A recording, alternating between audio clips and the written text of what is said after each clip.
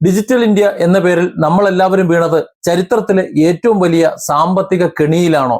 നിങ്ങളുടെ ഫോണിലെ ഗൂഗിൾ പേയോ ഫോൺ പേയോ ഉപയോഗിച്ച് 2000 രൂപയ്ക്ക് മുകളിൽ സാധനങ്ങൾ വാങ്ങുമ്പോൾ ഇനി മുതൽ സർക്കാരിന് വേറെയും ചാർജ് കൊടുക്കേണ്ടി വരുമെന്ന വാർത്ത നിങ്ങൾ അറിഞ്ഞിട്ടുണ്ടോ?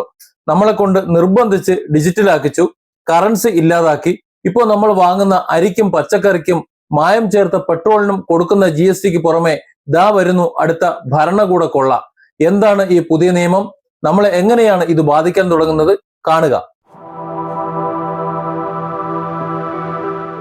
ഡിജിറ്റൽ ഇന്ത്യ എന്ന മനോഹരമായ മുദ്രാവാക്യത്തിന് പിന്നിൽ ഒളിച്ചിരിക്കുന്ന ഭരണകൂട കൊള്ളയുടെ യഥാർത്ഥ മുഖമാണ് ഇപ്പോ മറനീക്കി പുറത്തു വരുന്നത്. രാജ്യത്തെ സാധാരണക്കാരെയും ചെറുകിട വ്യാപാരികളെയും ഒരുപോലെ വഞ്ചിക്കുന്ന തരത്തിലുള്ള പുതിയ നീക്കങ്ങളുമായി കേന്ദ്ര സർക്കാർ മുന്നോട്ട് പോവുകയാണ്. പാർലമെന്റിൽ അവതരിപ്പിച്ച പുതിയ taxation and other laws amendment ബില്ലിലൂടെ UPI ഇടപാടുകൾക്ക് ഫീസ് ചുമത്താനാണ് അധികൃതർ പ്ലാൻ ചെയ്തുകൊണ്ടിരിക്കുന്നത്. നമുക്ക് ചുറ്റും നടന്ന സംഭവ വികാസങ്ങളൊന്ന് പരിശോധിച്ചാൽ ഈ ആസൂത്രിത കെണി നമുക്ക് വ്യക്തമായി മനസ്സിലാക്കാൻ പറ്റും. ആദ്യം അവർ കറൻസി നോട്ടുകളുടെ ഉപയോഗത്തിന് നിയന്ത്രണങ്ങളും പരിധികളുമൊക്കെ കൊണ്ടുവന്നു. പിന്നീട് നോട്ടങ്ങോട്ട് നിരോധിച്ചു.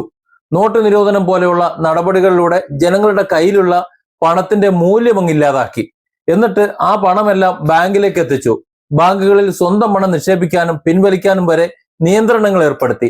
അതോടെ സാധാരണക്കാർ പണം കൈവശം വെക്കുന്നത് നിർത്തി പൂർണ്ണമായും ഡിജിറ്റൽ ഇടപാടുകളിലേക്ക് മാറാൻ നിർബന്ധിതരായി. ചെറിയൊരു പെട്ടിക്കടയിൽ നിന്ന് പച്ചക്കറിയോ ചായയോ കുടിച്ചാൽ പോലും QR കോഡ് സ്കാൻ ചെയ്ത് ഡിജിറ്റൽ വഴി പണമടയ്ക്കുന്ന രീതിയിലേക്ക് മലയാളി അടക്കമുള്ള ഇന്ത്യൻ ജനത പൂർണ്ണമായിട്ടും മാറി. പണം കൈവശം കൊണ്ടു നടക്കേണ്ടതില്ലല്ലോ എന്ന സൗകര്യം കൊണ്ടാണ് ജനങ്ങൾ ഇതിനെ രണ്ട് കൈയും നീട്ടി സ്വീകരിച്ചത്. എന്നാൽ ജനങ്ങൾ പൂർണ്ണമായും ഡിജിറ്റൽ, അതായത് ഈ സംവിധാനത്തെ ആശ്രയിക്കാൻ തുടങ്ങിയെന്ന് ഉറപ്പായതോടെ ഭരണകൂടം തങ്ങളുടെ യഥാർത്ഥ കൊള്ളയടി തന്ത്രം പുറത്തെടുക്കുകയാണ്.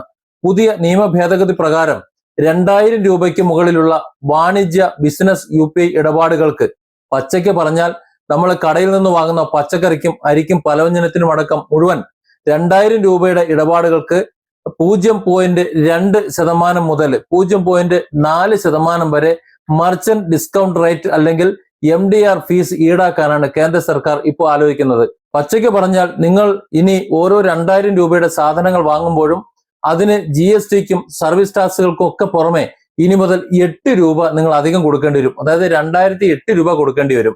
വ്യക്തികൾ തമ്മിലുള്ള പണമിടപാടിന് ഇത് ബാധകമല്ല എന്ന് പറഞ്ഞ് നമ്മളെ സമാധാനിപ്പിക്കാൻ വേണ്ടി സർക്കാർ ശ്രമിക്കുന്നുണ്ട്. പക്ഷെ അവിടെയും വലിയൊരു ചതിയുണ്ട്. അത് ആദ്യം മനസ്സിലാക്കണം. വ്യാപാരികളിൽ നിന്ന് അവർ ഫീസ് ഈടാക്കുന്നുണ്ട്.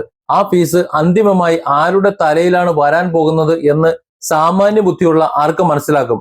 ഇന്ന് നമ്മൾ വാങ്ങുന്ന അരിയിലും മറ്റ് അവശ്യ സാധനങ്ങളിലും മായം കലർന്നിരിക്കുന്നുണ്ട്. നമ്മൾ വാഹനങ്ങളിൽ അടിക്കുന്ന പെട്രോളിലും ഡീസലിലും വരെ മായം ചേർന്നിരിക്കുന്നു. അത്തരത്തിൽ ഗുണനിലവാരമില്ലാത്ത സാധനങ്ങൾ വാങ്ങാൻ പോലും നിങ്ങൾ ഭീമമായിട്ടുള്ള GSTയും വിവിധ തരം സെസ്സുകളും മറ്റു സർചാർജുകളും ഒക്കെ നൽകേണ്ടി വരുന്നുണ്ട്. അതിനെല്ലാം പുറമെയാണ് ഇപ്പോൾ ഡിജിറ്റൽ ഇടപാടുകളുടെ പേരിൽ നടക്കുന്ന ഈ പുതിയ പെരുങ്കൊള്ള. വ്യാപാരികൾ അവരുടെ മൊത്ത വ്യാപാരികൾക്കും ഈ തുക നൽകേണ്ടി വരും. നമ്മൾ വ്യാപാരികൾക്ക് കൊടുക്കുന്ന മാത്രമല്ല, 2000 രൂപയുടെ സാധനം നമ്മൾ വാങ്ങുമ്പോൾ നമ്മൾ വ്യാപാരിക്ക് 2008 രൂപ കൊടുക്കുമ്പോൾ അവരത് 2 ലക്ഷം രൂപയ്ക്ക് വാങ്ങുകയാണെങ്കിൽ എത്ര രൂപ അവർ കൊടുക്കേണ്ടി വരും എന്ന് ചിന്തിക്കുക. അതായത് ഓരോ അവരുടെ വ്യാപാരികൾക്കും എത്ര രൂപ അവർ അധികം കൊടുക്കേണ്ടി വരും എന്ന് ചിന്തിക്കുക. ആ അധിക സാമ്പത്തിക ബാധ്യത വ്യാപാരികൾ താങ്ങുമെന്നാണോ നമ്മൾ കരുതേണ്ടത്? ഒരിക്കലും അവർ താങ്ങുമെന്ന് കരുതണ്ട.